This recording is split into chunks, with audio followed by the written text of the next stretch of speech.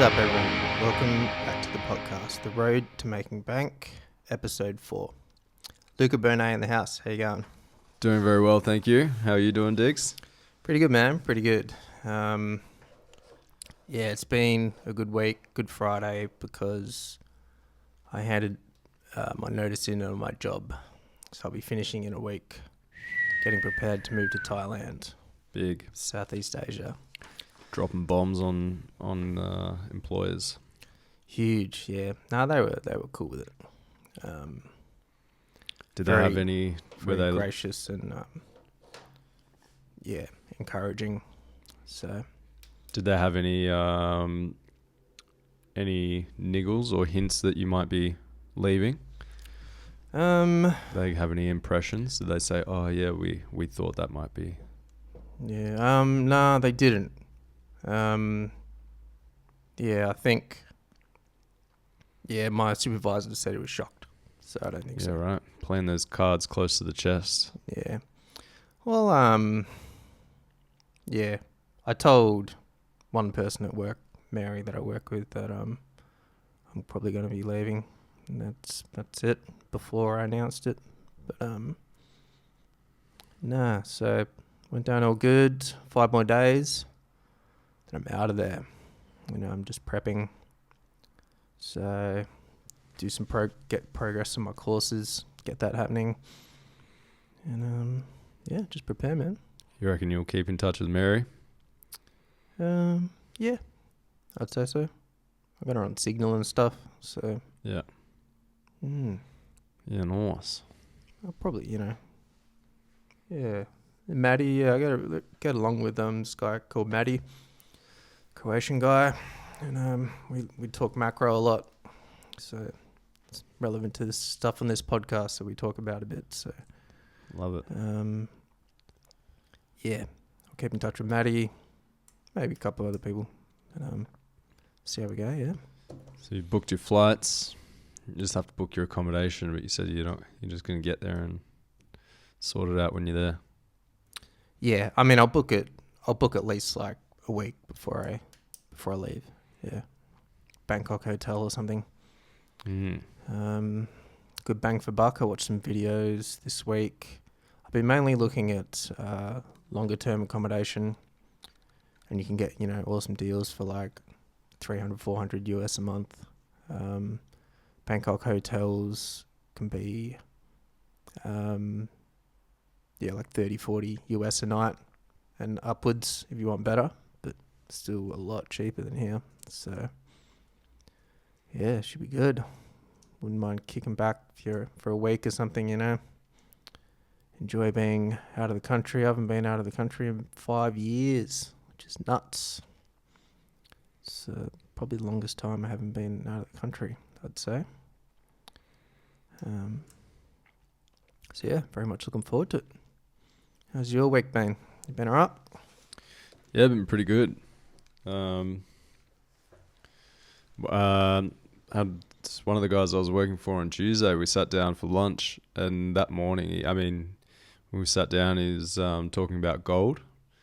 He was saying that his accountant, someone you worked with, did you say? The guy I work for, that I subcontract for. Nice. He said that his accountant was recommending to him that he buy gold. So yeah, he was looking into that, and just that morning before I was at work, I was reading the Nomad Capitalist article that talking about where to deposit your gold if you do have large amounts or quantities that need storing. Awesome. And yeah, all of those recommendations. Well, I guess the first recommendation was to store outside of the country that you live in. Yeah, or at least diversify in your storage. Yeah, I did. Yeah, you sent storage. that video to me. And it was a good video. Yeah, so it was a bit of a coincidence that I read that article on the same day that it got brought up out of nowhere. So I passed that article on to him so he can have a look at that. So word's getting around a bit on gold, isn't it? I mean, when you're seeing like anecdotal evidence in everyday life, it's a good sign. They say like it's a good time to sell stocks when the shoe shine buy. The shoe shine boy is telling you to buy. Got ya. You know, because that means it's like it's top of the market sort of thing. But it's not there yet with Everybody gold. knows about it. Yeah, it's not there yet with gold. But that's interesting. So the accountant, was it accountant or financial advisor? Look, I can't. Yeah. It's Interesting if there's one or the accountant, other. because I think accountants can be more clued up in a way in those sort of terms. Because financial advisors have incentive to buy stocks, because they make more money on stocks and mutual funds than that, I think. I'm not sure exactly how. I think it's like commissions and stuff, but Okay. yeah, it's interesting. So that was an interesting observation for the week, I would say. I'm not sure how much he looks into this kind of thing day to day, but he did say it was something that he had to look into. So I'm assuming he didn't have too much information apart from what his accountant may have told him. Yeah, But it's just interesting to see that's getting out and about. I guess people are probably preparing themselves for this change in economy. So it sounds like he didn't really have a base knowledge basis for owning gold and that. Well, I'm not sure. We didn't go too far into it, but just from his response, he said he'd look into it. Yeah, he said he wasn't. When I sent him the article, he said he wasn't too confident about, storing money like overseas or in other countries. But he did find it interesting. So I think it's something he'll probably look into. Awesome. Yeah, I think it's like ideally like it's free to store it at home. It's just the risk if you get burgled or whatever. But you can always hide it. Or just don't tell anyone where you've put your gold. Yeah. You could have it at home and then say, it could be in a vault. But that on that video you sent me, the Singapore vault sounded pretty cool. He was describing it like a James Bond sort of vault. Yeah. Yeah, it's pretty cool. And Thailand didn't get a good review for storing gold. Yeah, that's right. Said I think Andrew Henderson said like it's too new for me. Thailand's too new. Yeah. Which is kind of fair. I mean, it's Thailand's sort of considered an emerging market. I think Singapore's considered developed. So, it's considered safer or something. But who knows? But I'm heading over there, so definitely consider it. But I prefer not to spend money on storage. So I got other avenues. Gotcha.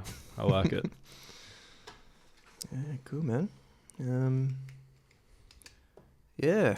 Any other observations and topics relating to business and entrepreneurship? Well, I was in a cafe today. There was a card in there, which was these little booklets, and talking about. It was specifically aimed towards white women and how they use privilege in the workplace. So white woman privilege in the workplace, which was interesting. Have you got the card on you? Yeah. Oh, you do? It's here, and I guess the business is owned by two women who are, from what it says here, people of colour. Can I have a look? Yeah. So yeah, I thought it was interesting to hear about their perspective, and I mean the conversation didn't go too deep in the booklets, but it was just kind of a basic overview. Well. Yeah, they were kind of just printed booklets, so that was just a couple of pages. But yeah, I thought that was interesting. So it's interesting to see people. I guess they're starting consultancy businesses. Yeah. In how to approach that and how to have those conversations in the workplace. So it's interesting. Yeah. Wow. Definitely interesting. Looking at this, I'd say entirely unnecessary and probably damaging. But Yeah. Well, what's your opinion of it? Well, I mean, I don't know too much about it. I just saw it and I thought it was interesting. So I might Actually, dig a little bit deeper. I don't. Yeah. But if they're talking about skin color, it's like it's just skin pigment, man. It's like it's just a different shade of skin. It doesn't matter to me. Oh, it doesn't matter. Yeah. Well, yeah. It's I don't really know what they talk about. Yeah, if it's what I think it is, like, yeah, actually, I shouldn't really be making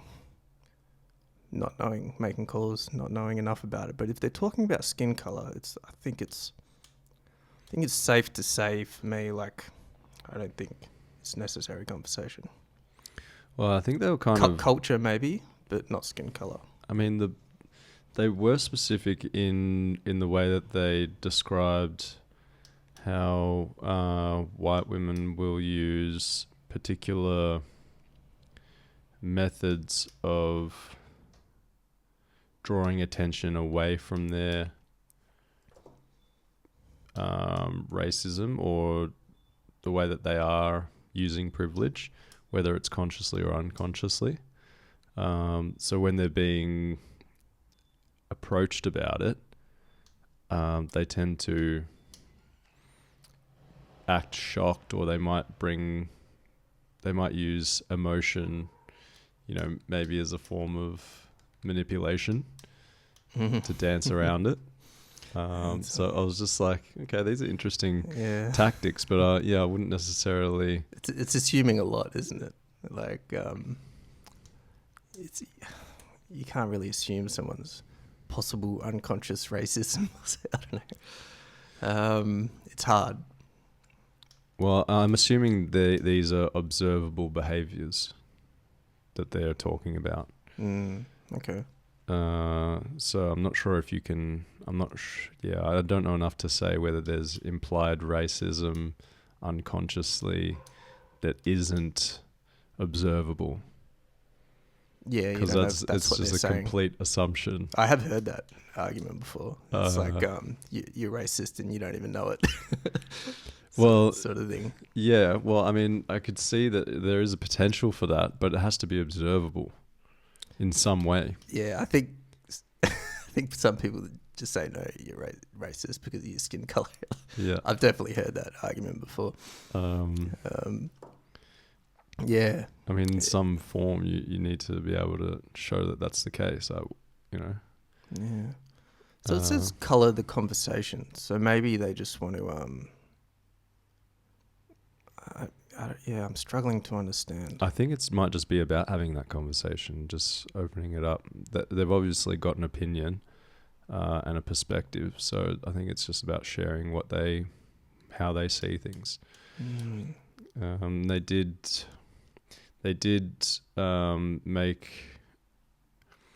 a connection between police and HR departments. They were saying that police are not there to protect people, they're there to protect private property. And they were saying that HR department is similar. They don't use resources to help people. They use resources to put in policies that profit the business, without making the business liable for any indiscrepancies. So, yeah, I thought that was pretty interesting. I was keen to see what else they have to say. Yeah. But, I guess that was an observation that came up. So. Yeah. Well, it's good to know these sort of companies exist. I mean, the other side, we had this conversation earlier. I said that I spoke to a friend who was working with a celebrity, and they were told that they have to call this celebrity by a certain name or include a certain phrase in the name when addressing them. So that's interesting as well, because then you're sort of implementing all these. It's like, yeah, but by saying that is it like you're acknowledging that kind of framework or that kind of cultural sort of is that what you're getting at? That kind of Well, yeah, cultural you tradition? just it's talking about how you're implementing different things and why you implement them. So, we're talking about money. If you need money, then you'd be more inclined to address someone in a certain way. And it might just be a level of respect, or maybe not necessarily respect, but courtesy, rather. Mm. If you call a police officer, excuse me, officer, rather than excuse me, whatever their name might be. Yeah. Excuse me, George. It's just a courtesy that you use. Yeah. I don't have any problem with calling someone whatever they want if they want to be called that way. Yeah. Yeah. I mean, it's cool. It's maybe just kind of tradition. I suppose. Not tradition, but I don't know. I guess if we keep going down that rabbit hole, people are having issues with their workplace having to use pronouns, even for themselves when they don't want to. Really? Yeah. So having to sign off, being forced to. having to sign off their emails and with pronouns. Ooh. And being told off for not including pronouns in their emails or in their way of address. So slippery slope. Hey, it's a bit of a strange situation at the moment. Yeah. I mean, as I said, I got no problem with calling anyone what they want to be called, but when you're forcing it upon people in a business sense, I mean, the loophole there is just use the person's name. Yeah. Then you don't need to use pronouns at all. Yeah, but there is that I think, isn't this, there's situations where you kind of need to, right? You can say name one. They or he or she or I don't know. Yeah, actually, you could probably replace it with names, right? Like, if you just put what's he doing? What's John doing? Yeah. If you just always use the name where a pronoun could be. Does that work? I think so. Yeah, right. Yeah. So there's a free loophole for everyone. If it doesn't work, let us know. Give us a scenario where it doesn't work. Stop using she, him, they. Well, I mean, you don't have to. Names. I mean, like you said, if people want to use that, but I'm just saying, if it's much simpler to just remember everyone's name than to remember everyone's name as well as their pronouns. Yeah. Yeah, it makes sense. Especially if you're in a workplace and you work with 100 people, it's probably not, it's not how, I wouldn't say is necessary the word, but how likely is everyone going to remember everyone's pronouns? Yeah, yeah. Yeah, I just don't see any point unless someone personally says, can you refer to me as this? I definitely don't think people should be forced to like sign off their emails with personal pronouns or whatever. But I also understand like a private business can do what they want. If you don't like it, just quit. So, well, that's the other thing. Yeah, I suppose if you don't like the value of the business or it's just what it stands for, then it's your job to find another workplace. Yeah, or just like if you don't want to do something in the business, you can always quit. Like, so I recognise that. Yeah, but it's definitely a cultural change. Do you have any observations for the week? Yeah, just talked about my job. I guess we can talk about this later, but macro events, kind of more bank failures. I'll talk about it now. Maybe we can talk about future outlook. There's it's the bank failures are just stacking up, and there's heaps of deposit kind of capital flight from regional banks in America. So you had another bank called PacWest It's down 75% on the year. Just reading here, $29.58 was a high this year. Now it went down to $3. Now it's $5.76. Hasn't officially gone under yet. It seems to be the next one. And crazy moral hazard, because you got all these regional banks. People are taking their money out because the Treasury Secretary Janet Yellen has said pretty much. She said only the too big to fail banks are going to get bailed out. So the biggest banks will be covered by taxpayer money bailouts, but regional banks, you're on your own. So you find all this money's going out from regional banks into the big ones. Stocks prices are going down. Huge moral hazard. Right. So how so the likelihood that those banks actually would have gone bust, how realistic do you think that is, as opposed to now when they've outwardly just said that to everyone with the intention to shut those banks down? Yeah, well, I think a lot of the banks are on the edge anyway, and this has just made it worse. Yeah, but maybe those banks were actually doing really well, but now they've created this fear, and so everyone's pulled all their money out of these banks, and now because of that fear that they've created, now these banks are going to go bust, whereas had they not have created that fear, those banks may have done just fine. Possibly. Those regional areas. Possibly, but I think this specific one, PacWest, had a big drawdown. Stock price fall kind of maybe before this stuff, before like Silicon Valley Bank went down and that. But generally, I don't know. I kind of just feel like they're just herding sheep into the pen here.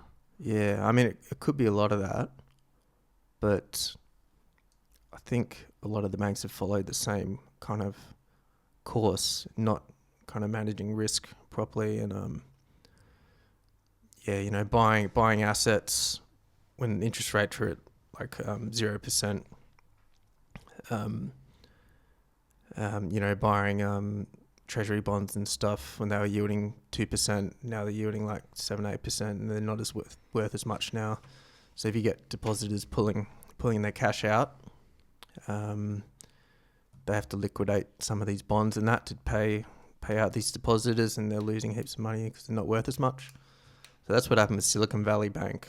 But it seems to be the case with a lot of banks. Over leverage. Yeah, we'll see how it goes. It's gonna be interesting anyway. There's a lot of volatility in the treasury yields, the treasury bonds, like big moves that are really like out of the ordinary. Yeah, like I think there was like a 1% move or something, which is huge. So yeah, lots of chaos in the markets, something to be aware of. And definitely for me, relating to business and that, it's at the very least, I guess you probably could be smart to diversify between different banks. So have your business and you have 200 grand, why not put 50 grand in 4 banks? Can't hurt. It'll be pain in the ass come tax time, but not that much of a pain in the ass really. Or buy some, assets outside of fiat currencies. Yeah, something to think about. How's your banking? Oh, you don't have to say on the air, but you feel like you with ANZ? Yeah.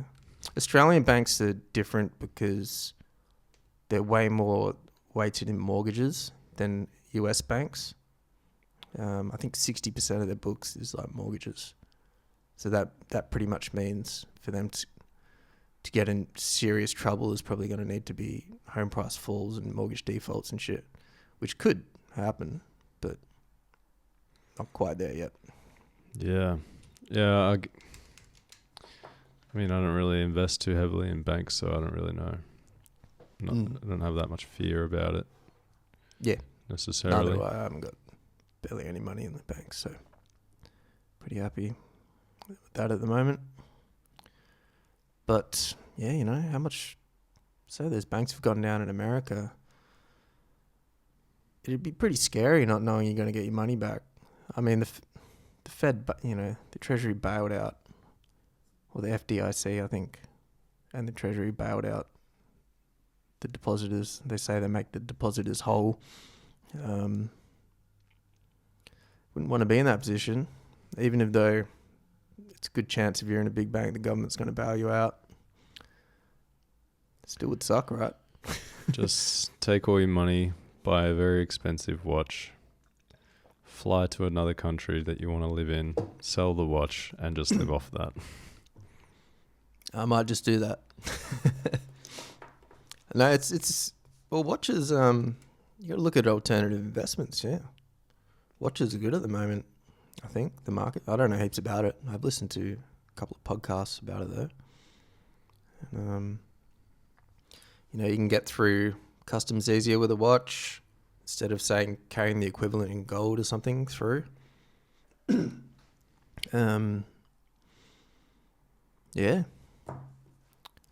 Classic technique by the rich and famous. I like it. Also, one hot tip: if you're going to carry, I learned this from Doug Casey. If you're going to carry bullion through airports, maybe go for smaller amounts, like 1/8 ounce coins, because they blend in better with fiat currency coins, or you know. So I think 1 ounce coins are fairly big. Well, they're not that big, but bigger. Yeah. Hot tip. Might pass for a 50-cent coin if you've got an Australian currency. Well, those 1 ounce silver coins, pretty much the same size as 50 cent I think they're bigger. Big, yeah. Yeah, I think a bit. Cool, man. No, there is. Oh, maybe I'll mention. Yeah, okay. One thing. I don't know if you saw. There was this video. It just kind of like. It was a really sad video that I saw, and it kind of like just reinforces my view on the state of the world at the moment. I mean, you know, stuff like this happens, but it was crazy. So this girl that was driving, she was in the police station.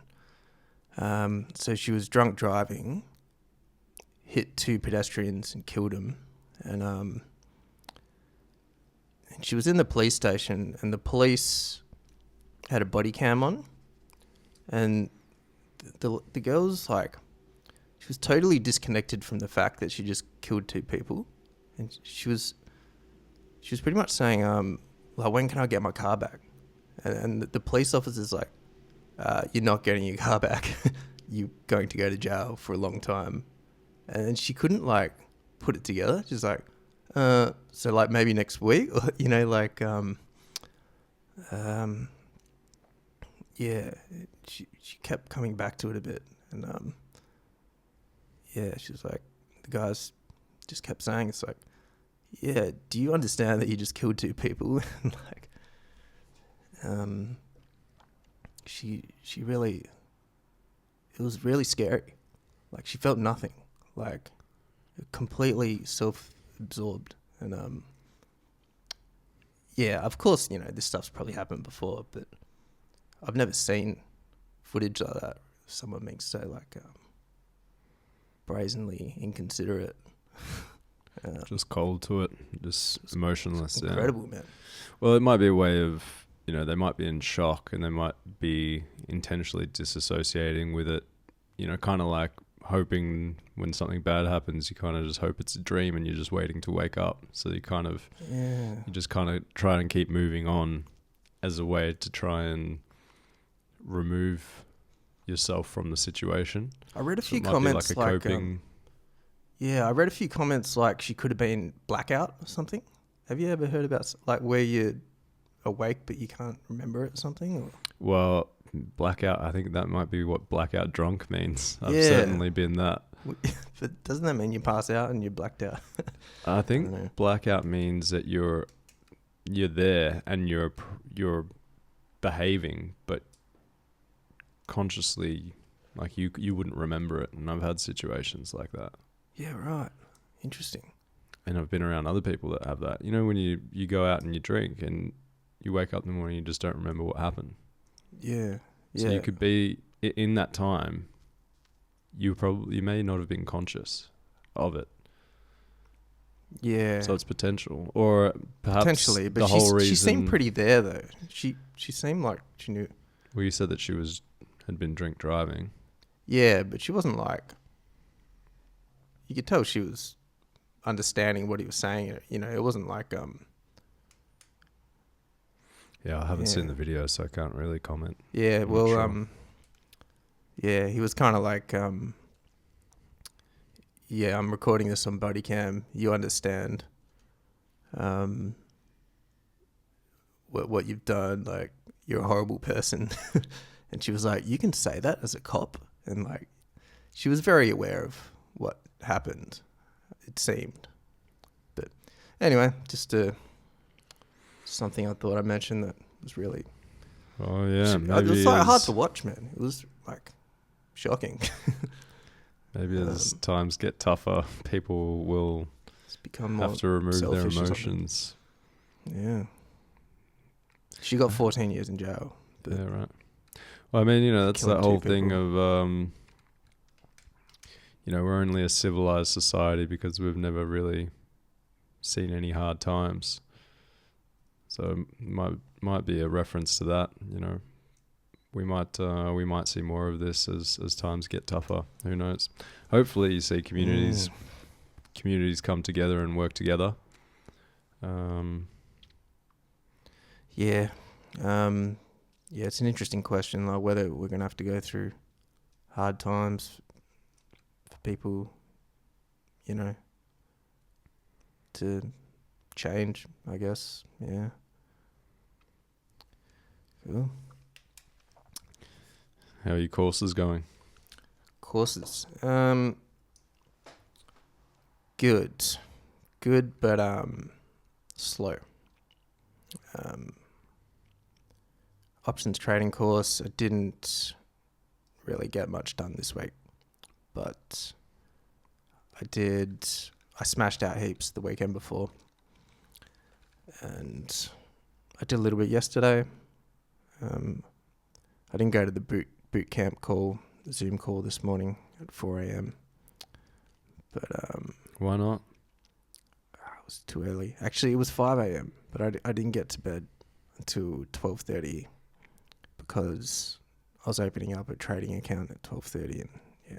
But they posted the replay. recording. But I don't know. You feel guilty. I want to be there, but Oh, you're she'll be saved by right. the bell. She'll You be can right. you can watch the video and you can use that for your new account that you just opened up. Yeah. I think the last boot camp Zoom call is next week, I think. So I'll try to make an appearance for that one, which I will. I'll lock it in. So I think there's a daylight savings difference now. It used to be 4 a.m., but now it's 5 a.m., I think. So, yeah. My digital marketing course with Brett Dev is, I think I did one video or something. I've got to get that going. But yeah, everything's, for me, is about packing this house up now. And someone's applying for to do a lease transfer if they get it done. And yeah, just doing the courses in between when I have time. Yeah. But yeah, so it's good. How about you? Yeah, I haven't been doing really any of the courses. I think mostly it's been the internal work at the moment. So, well, you finished reading your Carl Jung book, yeah? Yeah, primer to Jungian psychology. It's pretty interesting. So I've got another book to read, and that will be, I think, more directed towards the work he did on dreams and how they relate to our conscious and subconscious. or unconscious and conscious. Sorry, another book, did you say? Yep. Yeah, So it's more dream focused. Yep. more dream focused. Cool. Had a tuning fork session yesterday. So Natural doctor? no, different specialists deal with auras and Psychotherapist down the road? vibrations. No, different Different one. again. Yeah, How many people do you have? on my team. Yeah. Yeah, Your personal self-help spiritual development team. yeah. There's a few because I also had a spinal energetic session yesterday. Yeah. Yeah, I've got a good team behind you. I've got a good support team. I've got a good support network around, which is good. Yeah, so just been doing those and having more psychology related conversations, which I suppose are also important when you're looking to start a business or do business. Yeah, well, it's the basis, isn't it? It's like you want a good Well, if you understand psychology healthy and mentality, healthy psychological state before going into any endeavor, right? yeah, Ideally, whether it's behavioral psychology or you want to be optimal. Is that the right word? and then also understanding how other people operate, because then you understand, how to promote your own product, who it benefits, how it benefits people, how to maximize the efficiency of that, how to get it out to the right people. So yeah, it's it's all relevant. Well, there's that field like behavioral psychology, right? I think, people. It's related to business a lot, right? Consumer. Yeah, Do companies hire behavioral psychologists? Probably. some might. I mean, you might have companies might contract people for those who are employees who might be suffering or might just want some extra help or No, for potentially employees, I was thinking more customer, but yeah. All right. Like studying your, consumer psychology or whatever. Oh, I'm sure they do. They're probably doing studies all the time. I guess it could be a marketing team or whatever, but what's that company that did the study on they were saying that they did the study and it was going to be that by 2050 or something like that, over 50% of women were going to be single and living alone. So they were saying invest in pet food and wine. I don't know if that's just like if people say that in jest or if it's genuine. But well, anything that you could, changing demographics or whatever. Could be, more guys are going to buy more motorcycles, more women are going to do more female orientated things. That could involve pets or whatever. It's legitimate. It's going to target your markets and stuff. That's interesting. I did see a study. Apparently, 60% of men are single these days, whereas willingly single, something like that. 30% of women are single, so there's that gap. So it obviously means, the only thing I could think of is, women are sharing kind of top guys. But yeah, I think generally speaking,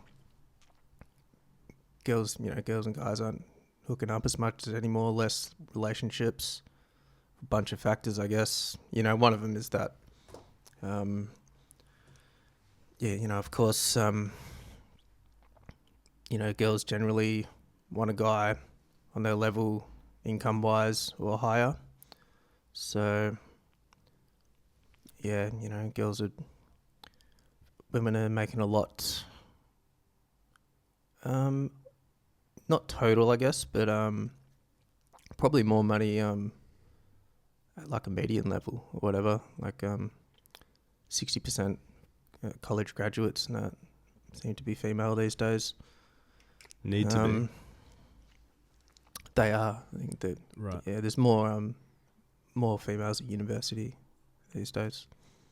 Or it used to be a little bit more males, I think, or even. I'm Not sure too back long in the ago. day it would have been probably more male than female. Yeah, I'm not sure how long ago though. I think for a while it's been pretty even. Yeah. So obviously that messes up, marriage, family formation. I suppose you probably find that as people have less intimacy between each other, they move outwardly, and they're probably more inclined to purchase things that they would need to fill that void. Whether that is a pet, or whether that is a new car or a new motorbike, or whether that's a new outfit. So perhaps with less intimacy, you're more inclined to be a consumer. Yeah. Well, there's less sharing of in a relationship. If you've got 2-person household, couple living together, you're going to share the TV. You're going to share a fridge. If people are single living alone, it means double the purchases for stuff like that. So maybe real estate is something that you want to get into. If 50% of 50% of women are going to be single, that means you've just divided up.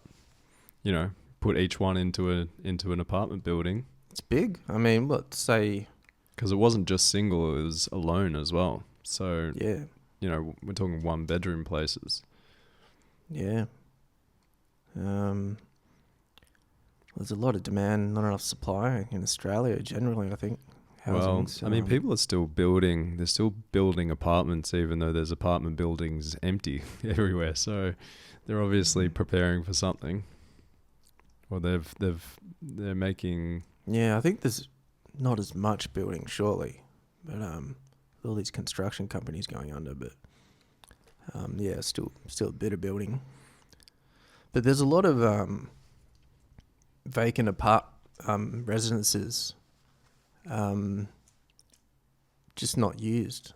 People just want it, it's their second house. They just have it for capital appreciation or whatever, or holiday house. So yeah, I'm certainly maybe that's what you're saying. Certainly aware of that. A lot of the tree work that we're doing is out sort of down along the peninsula, and a lot of those people just have them as holiday houses that they go down to on the weekend. They're empty. Yeah, they're empty the other time. When you're down there. Yeah. So you see that quite a bit? Yeah. What's the percentages you think? I'd say probably more than 50. Wow. Or about 50%. How's that, hey? In those certain areas, I think. Yeah. Very interesting. Because, you have an apparent rental crisis. And there's no shortage of houses. There's just shortage of available houses. Yeah, and that question has been brought up. It's like, I don't think so. But, the question is like, should we force these people to rent their house out? I'm like, no, definitely not. But I have seen that question being raised in the media. If you force people to do that, then you also have to force the resident to maintain a certain standard. Yeah. There's going to be a depreciation of your house, wear and tear and everything. Is that what you're talking about? Yeah. I mean, if people are going in there because they just don't want to work, but they don't have anywhere to live because they can't afford to, or maybe they want to, maybe they can afford. I don't actually know what the person's situation is.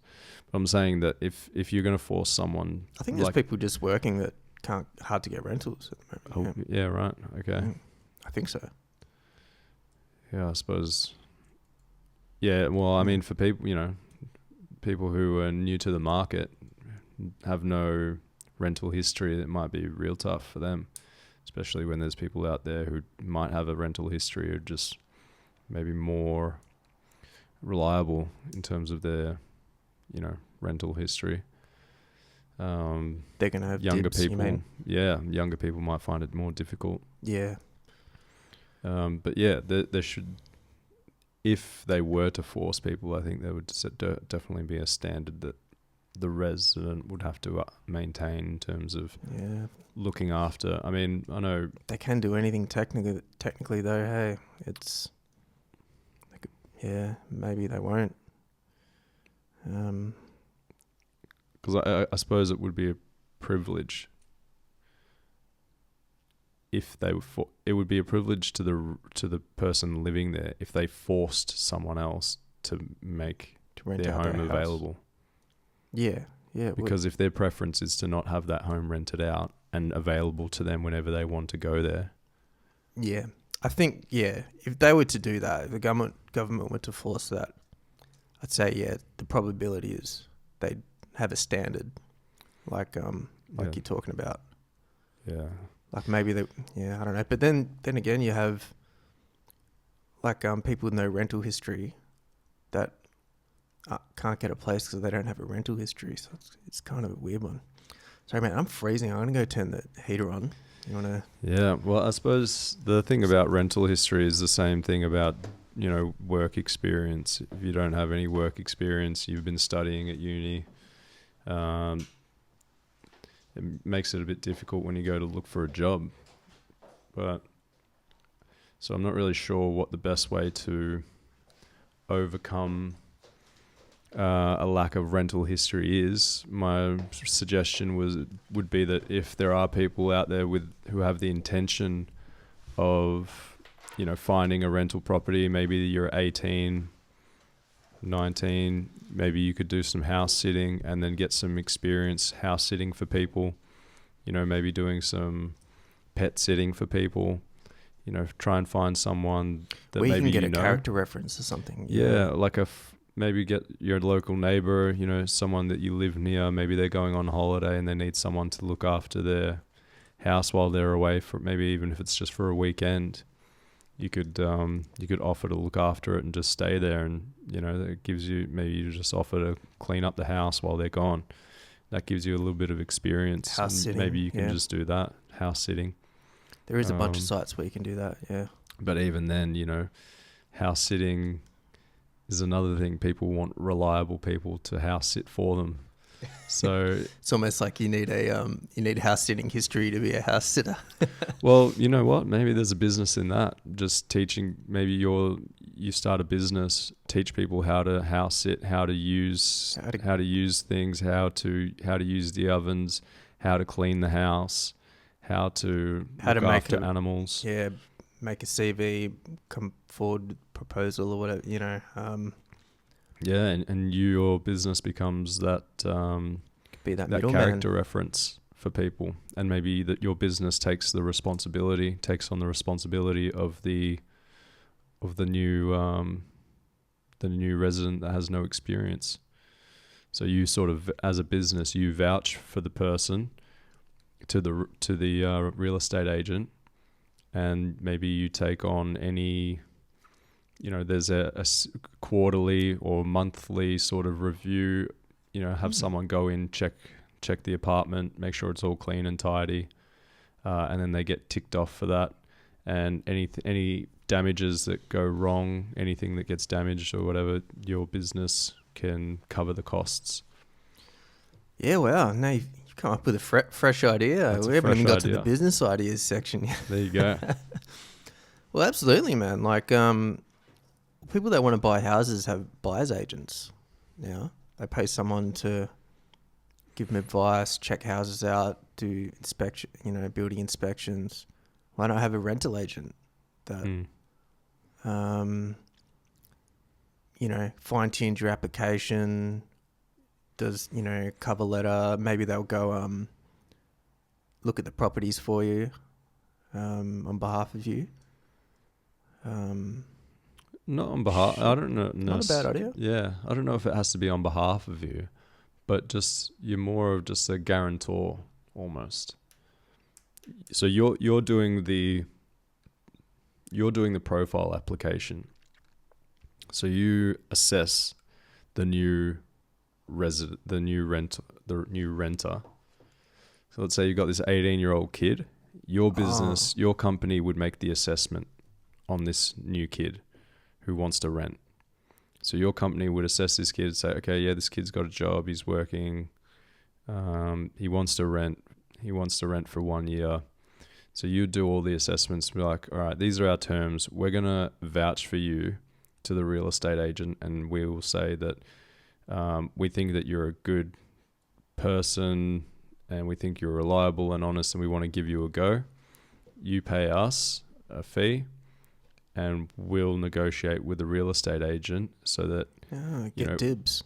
We think that you'll be good, so we're happy to back you, and we'll make a recommendation to the real estate agent and say that, look, we think this guy is legit. We're happy to cover any damages to the property, and we'll cover the insurance so that you don't have to. Yeah. And if anything goes wrong, we'll deal with it. But you're providing the property, and we're choosing the person. So you just deal with that whole, rather than real estate agents having to advertise and stuff. Yeah. Yeah, and real estate agents having to do all those assessments. Because imagine if the real estate agent didn't have to go through and check every application. Yeah, they could outsource it. So you just might be the do company. that already, to be honest. Maybe. Yeah. But yeah, that's interesting. It's comparable to buying houses. I think some real estate companies will not advertise. They'll go straight to buyers agents to see if they have a buyer. So yeah, but I don't think it happens in rentals. So it's interesting, man. Gonna do it? Hey, if anyone's interested in it. Put it on the list. Tell us if it's a good or bad idea. I'm just the ideas guy. I don't know how to make it happen. Also, if you're listening as well, and you're in the trades or something similar to Luka, are you seeing any empty properties around that people own that aren't rented out and just vacant? I saw this thing in China, this video of this guy. He's a Western guy, but he's living in China, and he's not China, Japan. He's a Western guy living in Japan, and he's got a whole YouTube channel and everything. And apparently there's, I don't know if he said tens of thousands or hundreds of thousands of abandoned houses in Japan. Yeah. And they're just abandoned because they have no value. I can't remember why they have no value. I think it was like old, and he bought one and then just renovated the entire thing. Oh wow. And now he's just got a house there, or like an apartment. I can't remember what it was. Huge. Well, I don't think it's huge, but I think so. He got on the cheap. I don't even know if he paid for it. I didn't see exactly what it was, but yeah, he was saying that they actually have zero value. Yeah, it's like those ghost cities. I remember watching like a doco ages ago. I guess they're still there, right? Yeah, well, I don't know, but that was China. It sounds like there's places around the world where you might be able to get some stuff for pretty cheap. Then whether you have to be a resident or not is another story. But if you can go to Japan, buy a house that has zero value, and if you then want to put in the effort and time and the money to do it up, then you've got a house there, or an apartment there. Well, I've opened my mind up to these considerations because it's like, could you do that?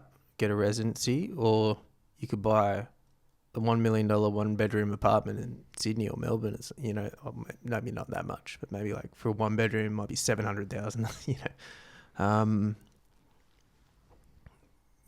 It's, you really have, I've been thinking about it, all this stuff for a while, but so one option is other people might be coming around to it. Yeah, one option could be buying abandoned houses around the world and just doing them up. Yes. And then Airbnb them. It'd also be good.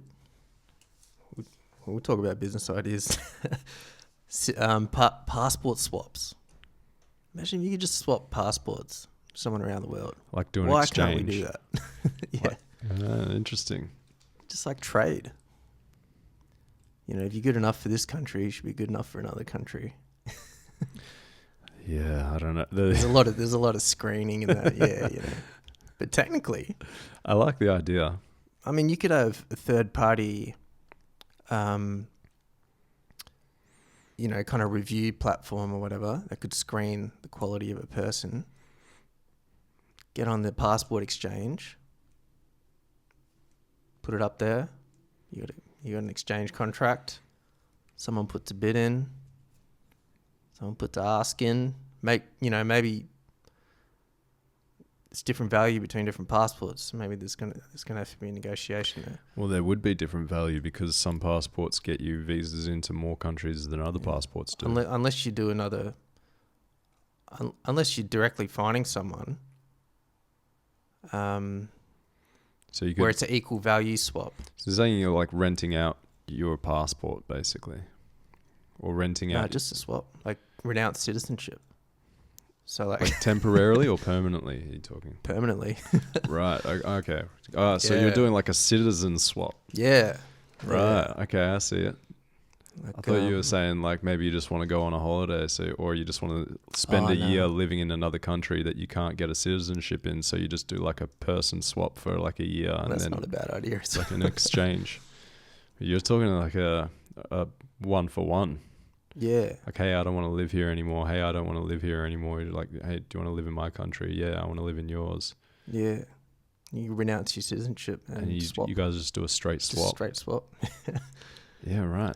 Do you think there would be a difference in terms of a country wanting, like they would have, one might be 90 years old and the other one might be 20 years old?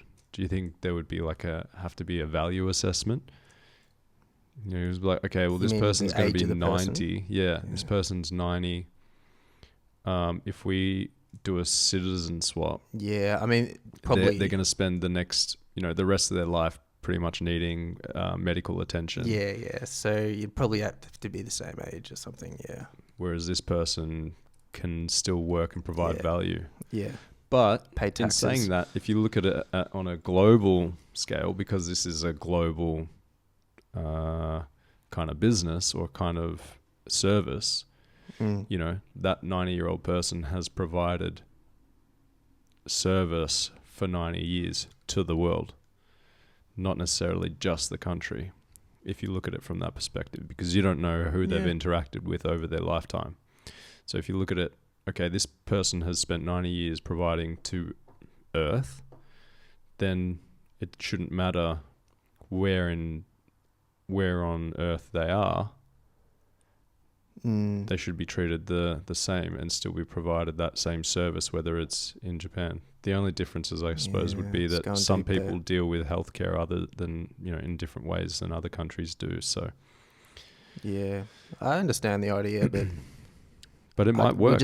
I guess we're just not there yet, are we? Like every country has their own interests, But I mean, if you had two people, it's like, okay, well, the healthcare system is really good for older people in this country, and you'd say, okay, and this country is really good for young people who want to create a career or life for themselves, and it's really fast-paced and forward-thinking. So you might say it might be worth it for those two individuals to make that swap.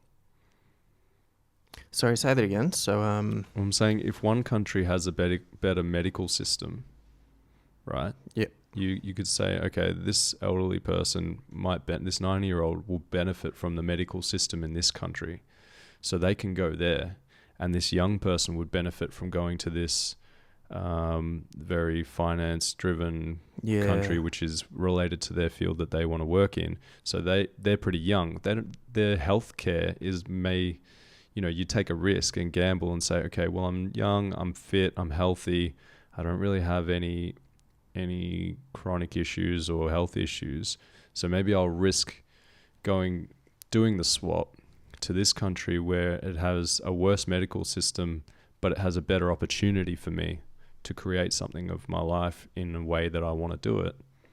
It might be beneficial to make that swap. Yeah. It'd be the same kind of value proposition between two people because they're both getting something they deem to be equal. I guess what the governments might think of it is a different thing.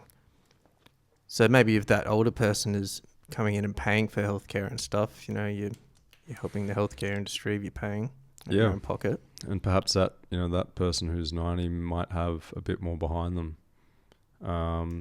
so they might be able to, in exchange, cover an expense that gives them a benefit which would better suit them in the other country.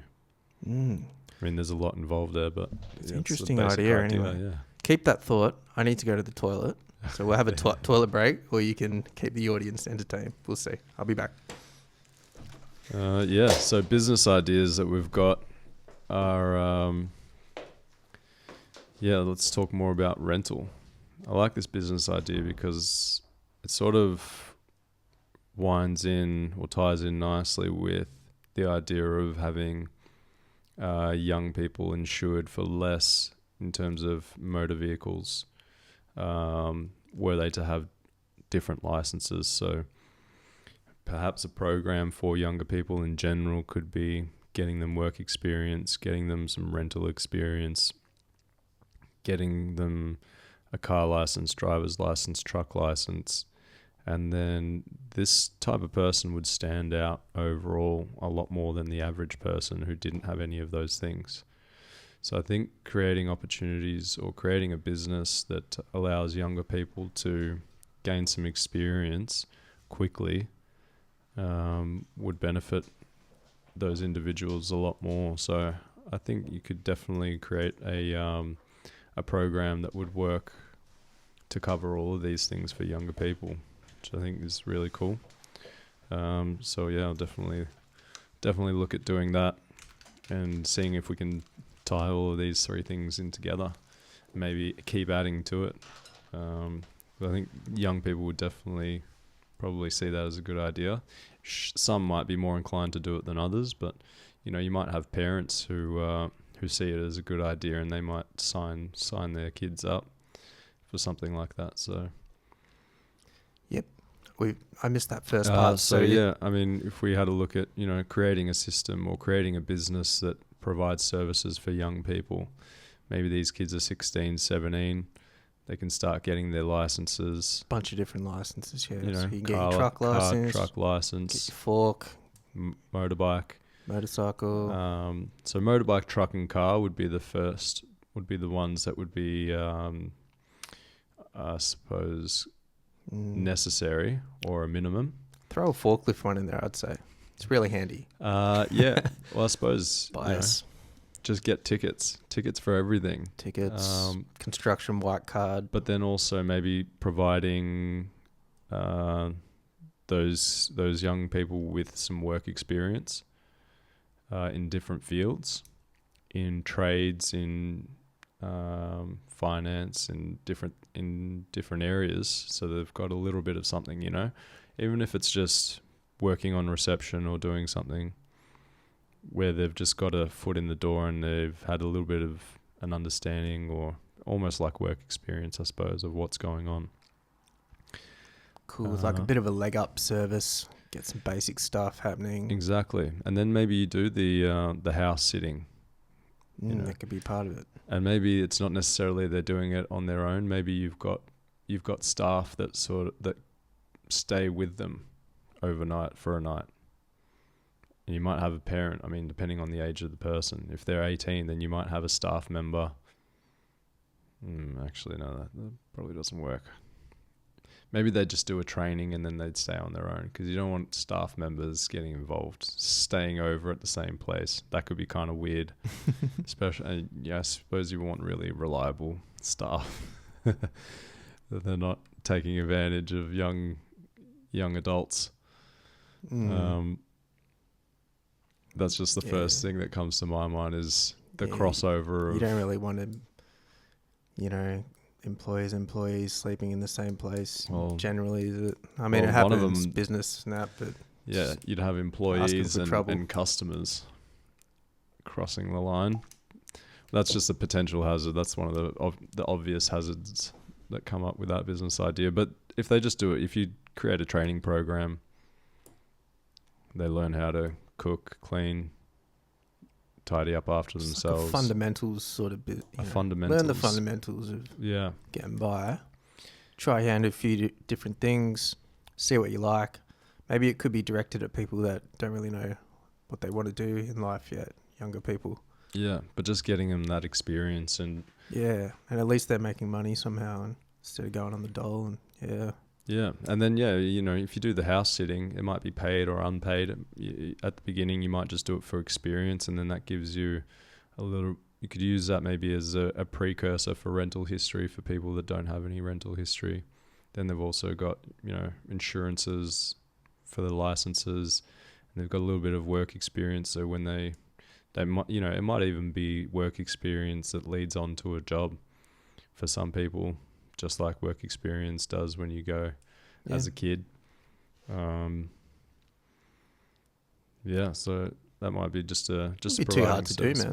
Yeah, like all you need to do is just get them set up with this stuff. Like you just facilitate it, sign them up, pay the fee. Maybe drive them around if they haven't got a car. I don't know. Yeah. Is it kind of similar to those? No, it's not. Like when you're on the dole and like job seeking, that you go to all these. I think that you go to these services and no idea. Yeah.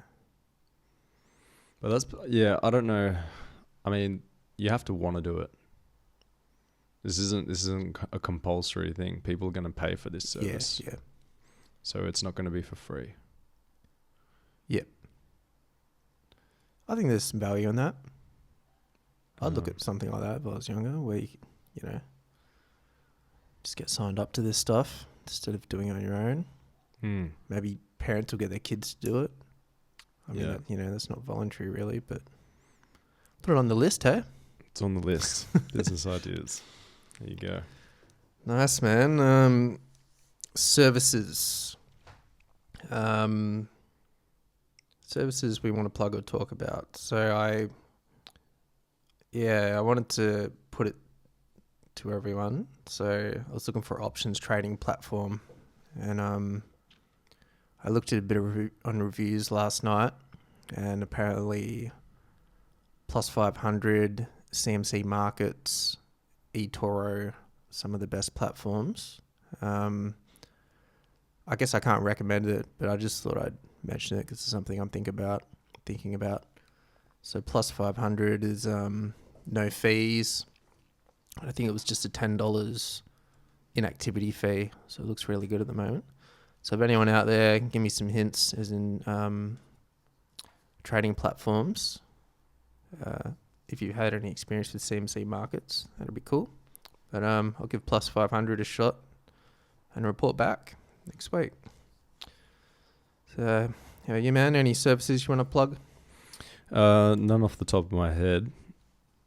But no worries. Yeah, maybe I'll get the business off the ground and then can plug our own service. That's right. One day, Luka.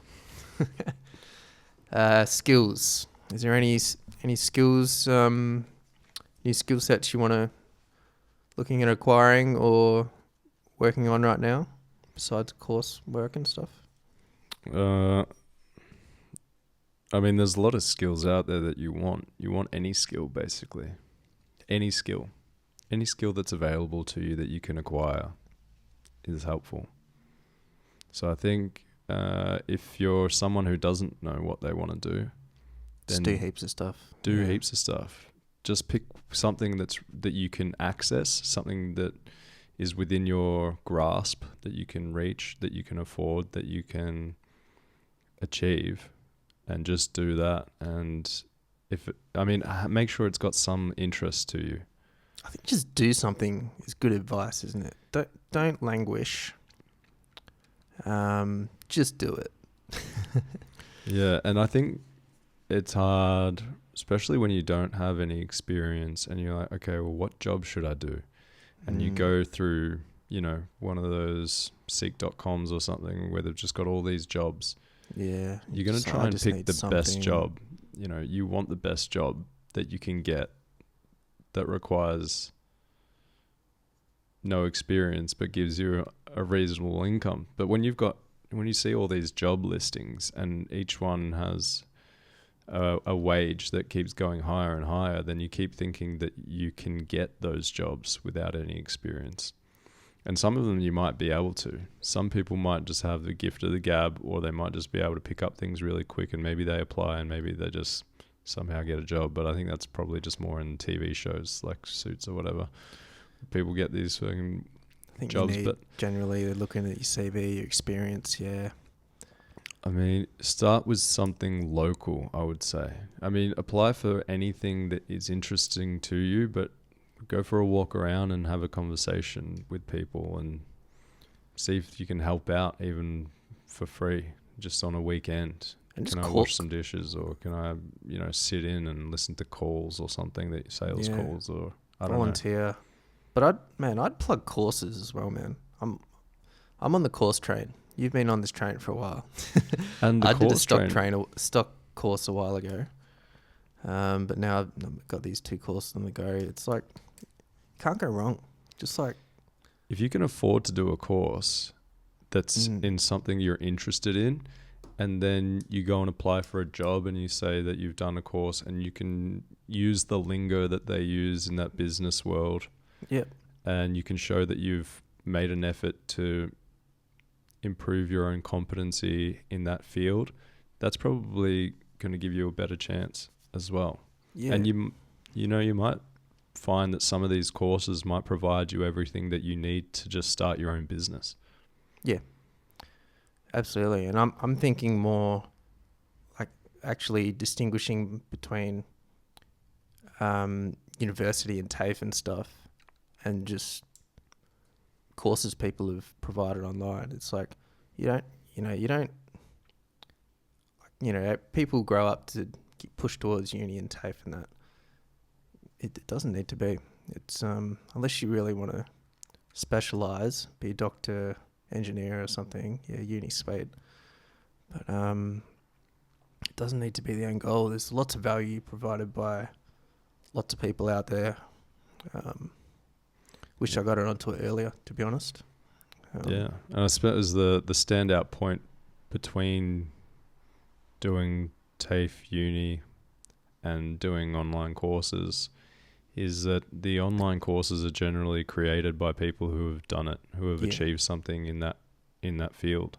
They're not just working for a wage like a teacher. Well, a lot of the complaints that people make are that they're going to study business or they're going to study law, but none of these people were ever lawyers, and none of these people have ever had a business. Yeah, they went straight out of uni into a teaching so they're job. Teaching it, but they don't have any experience in it.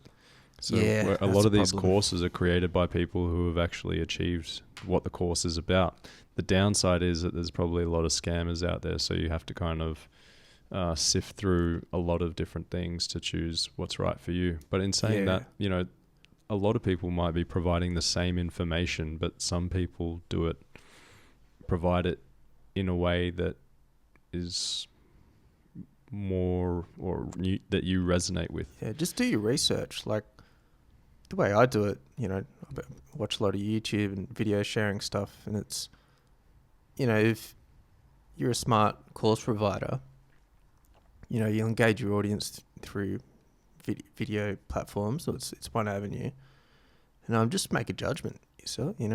Just inform yourself about these different courses on different industries that are out there. Use your instinct. You'd be surprised. There's a lot of free information out there, so people giving this stuff away for free. Sure, they have a course, but it's like, they're giving a lot for free. Make your judgment. A lot of them just want to help people, really. It's not a scam. Yeah.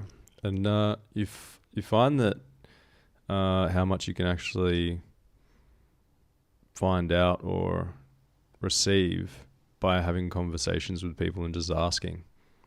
And how much, if you ask and just show genuine interest, some people are just are willing to help.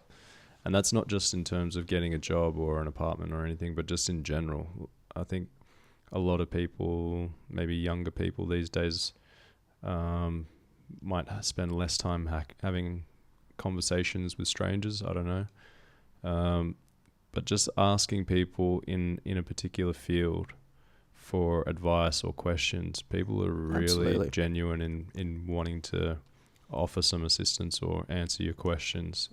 And I think probably more so if you are younger, they might be more inclined to help you out because they sort of see it's less likely that a younger person is going to show genuine interest in business or anything at such a young age. So they probably would admire that a little bit more if it was coming from a younger person. So they might be even more inclined to help you out. So I think, perfect example is little kids with a lemonade stand. People want to buy it because they see them trying. They probably don't have great lemonade, but they see the kids making an effort and getting out there and trying, and so people are more inclined to help out.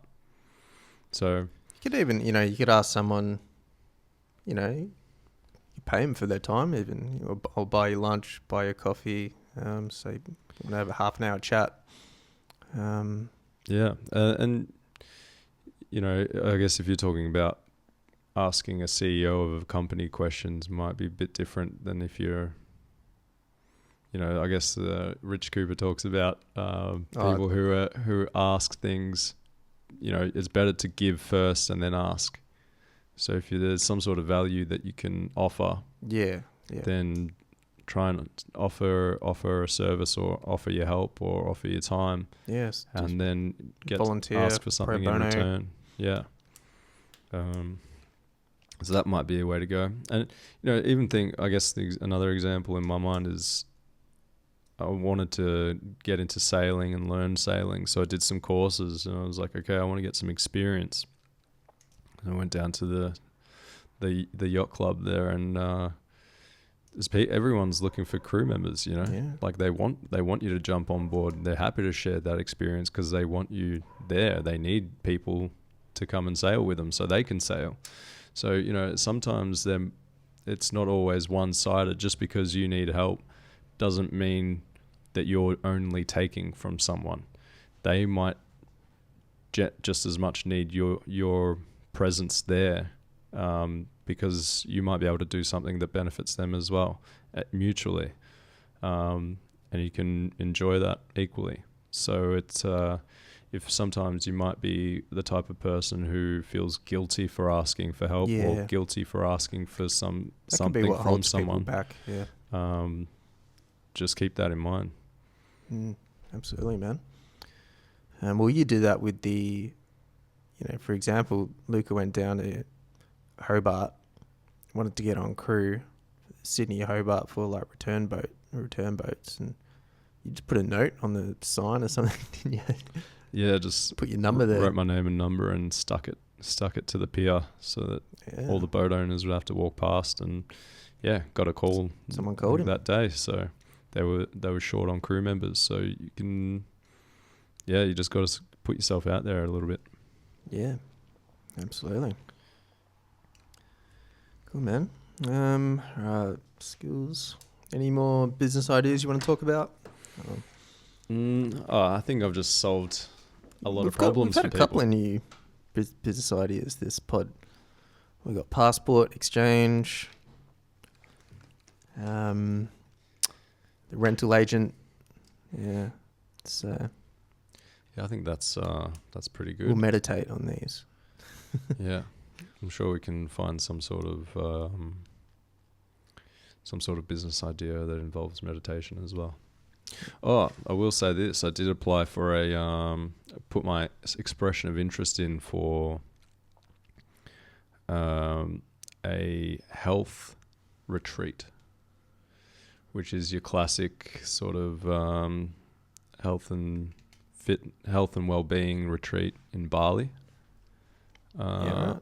So I haven't been to Bali before, so I'll be interested to get some more information about that. But they set up a full diet plan for you specifically, do blood tests and everything. So I thought that was pretty cool. So I'd like to know a little bit more about that. Yeah, bit like a bit of a boot camp sort of thing, or nah? Yeah, for a week. Cool. There was this guy I was following on Instagram that offered something similar. And What's his name? they look cool. Yeah, Maddie Fox. Okay, Something. different person. Yeah, I think it is. Yeah, nice, man. That should be fun. See, they haven't gone back to you yet? I haven't heard back from them. But into business ideas, like I was chatting to you earlier, booked in flights and a com for accommodation for the iconic speaker day, 3-day event. This is another course, technically, I guess. Yeah. Yeah, another course, and it's all I was about going to talk about that. Yeah.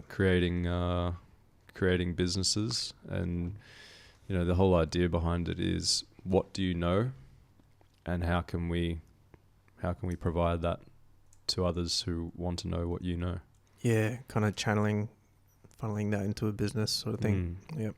So that should be really interesting. Cool, I'm looking forward to that. It's in Sydney. Yeah. Towards the end of May. Awesome, man. I might think about my schedule and coming with that. We'll see how we go. And that should be good, man. We'll report on that next week, hey? Oh, well, no, when you're back.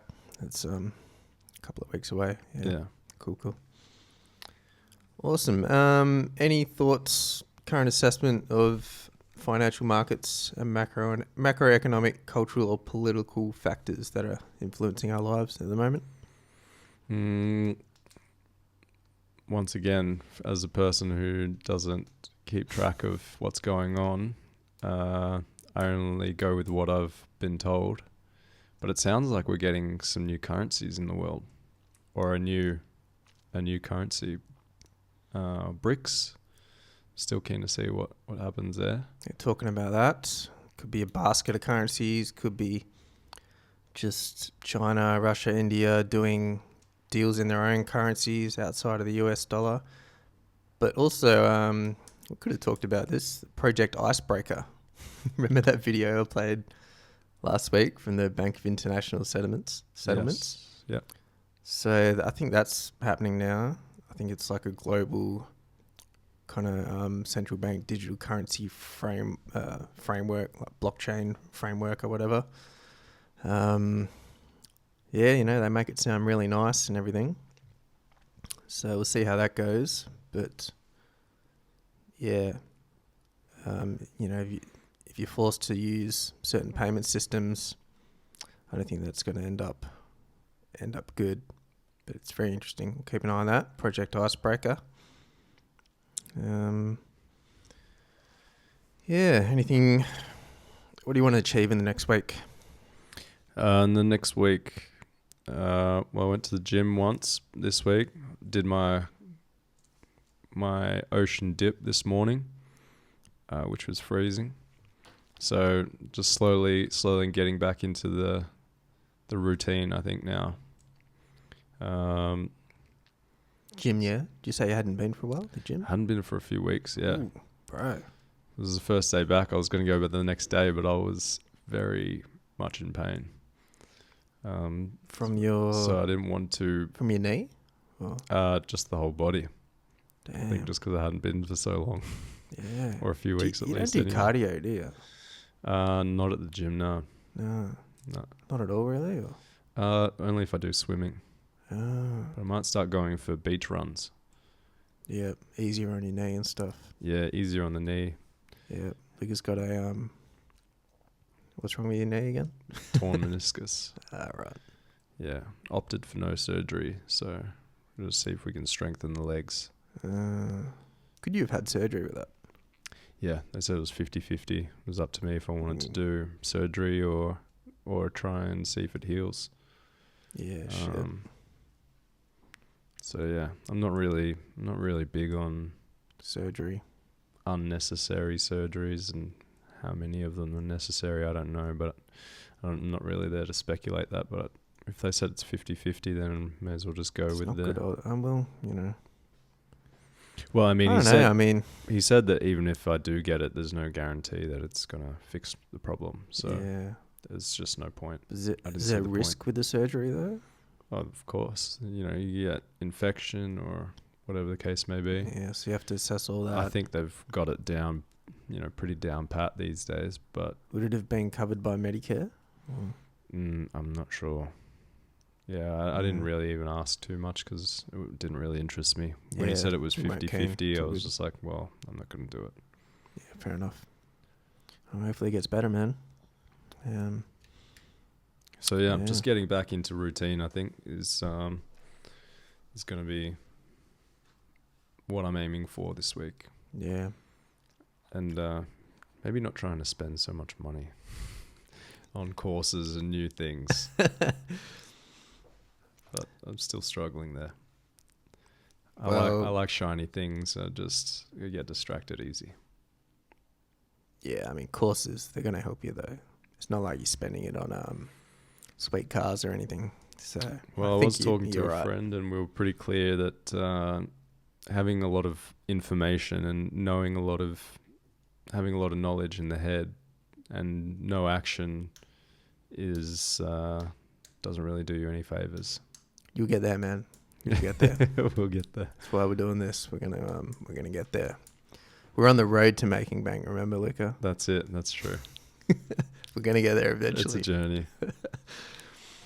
Nice. What do you got on for the week? Achievements, goals? My last week of work. Get my house lease transferred and work on the courses. Pretty much. It's just I just see the light at the end of the tunnel for me. Just want to get over to Southeast Asia, start my journey. Yeah, that's it, man. Love it. Just make it happen. So Post a photo on Instagram. That's what I'm going to do. That's going to be my goal. yeah, you haven't really posted much in the past. No. I mean, I don't. I set up a new I've account. Probably done about 20 or something. Yeah, I set up a new account for just a new profile. So my goal is going to be to post a photo. Nice. I'm going to probably turn mine into a photography account and just post photography, I like which it. I think is how Instagram started originally. Like people posted like proper photography, Mhm. didn't they? Like Yeah. yeah. So I think I'm going to do that. Yeah, there needs to be another social media platform, man. I'm over. I don't use Facebook. I only got it again because of marketplace. But I'm ready. There's a gap in the market. There needs to be a more What's the gap? a censorship-free, more less advertising-based, data collecting-based social media platform like Facebook. Yeah, but that's Should we just go difficult. back to MySpace? Yeah, well, who knows? Man, you could put a song in your account in MySpace. That was pretty sweet. I saw a post someone posted. I think it was like a young kid. They were like, "It'd be really cool if you could have a song in the background on your page." And someone was like, "That's MySpace." Someone commented as like, "Yeah, we're now in the generation that doesn't know if MySpace ever existed." That's hilarious. I remember MySpace. I think the band I was in at the time, we were using it heavy, 2006, which doesn't seem that long ago, but fuck, it's like ancient now, isn't it? Found a lot of good bands out from people's MySpace Yeah, pages. So yeah, it was a good thing. It was cool. Yeah, that was like a big interaction thing for our band. I think we put shows up and stuff on there as well, so it's good for bands. Yeah. Facebook, no, not good for bands. Ooh, there you go. I've got an idea. This is another business idea. Yeah, call it the exhibition, or call it exhibition. So where New you social can, media app. yeah, you Put a basically, song, yeah, put song, your art, photos, photography, art, business. personal stuff. It's just an exhibition. That'd be way better. You can incorporate that You can hook up into your own a social media playlist. thing. You can have friends and stuff.